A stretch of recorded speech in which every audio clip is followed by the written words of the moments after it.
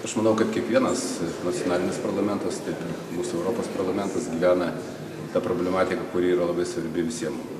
Tai pirmiausia yra finansinė ekonominė krizė, yra įvairūs planai, mes tikrai siekime kuo greičiau išeiti iš šitos krizės, tame tarpe ir Lietuva, bet kad šitą padaryti, turi būti tam tikri veiksmai suvienyti. Ir kadangi aš dirbu energetikos komitete, tai vieni iš tokių pagrindinių klausimų tai yra energetinės nepriklausomybės sukūrimas, izoliuotų taip vadinamų energetinių salų problemos išsprendimas, į kurias įeina ir mūsų Pabaltijų valstybės. Ir aišku, dujų sektoriaus problematika, kuri yra labai, manau, svarbi ir skaudi Lietuvai.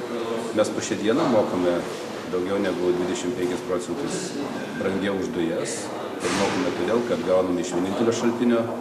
Ir tikrai reikia, manau, pasidžiaugti, kad praeitą savaitę Strasbūre buvo nubalsuota dėl dujų sektoriaus reguliavimo ir čia yra didžiulis indėlis Europos parlamento. Tai tikrai yra pasiekta, kad ir energetinės salos turi būti sujungtos su Vakarų Europos dujotiekiais, tai mums yra labai svarbu sujungti su Lenkija. Ir taip pat elektros jungčių sujungimas su Skandinavijos valstybėms, konkrečiai su Švedija. Tam yra numatyti tam tikri finansavimo šaltiniai ir aš tikiuosi, kad Lietuva po tam tikro laikotarpio tikrai bus energetiškai nepriklausoma nuo išorės tiekėjų.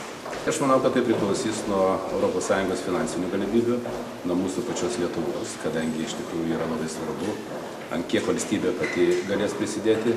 Be to mes turime savo strateginį tikslą statyti atominę elektrinę, kur irgi reikės tam tikrų ir gana nemažų finansinių resursų.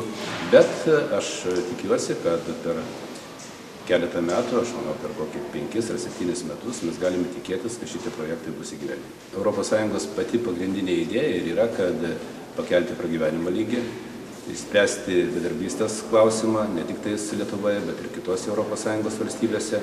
Ir ta ES parama, jinai yra suteikiama, kad valstybės galėtų padidinti savo konkurencingumą, savo pragyvenimo lygį ir tuo būdu suteikti žmonėms geresnės sąlygas veikti kasdieniniam gyvenime. Tai yra natūralu. Ir todėl sekančioje perspektyvoje, kuri yra numatyta, mūsų šitą baigėsi 2013 metais, yra specialus komitetas, į kurio sudėtį aš irgi taip pat įeinu.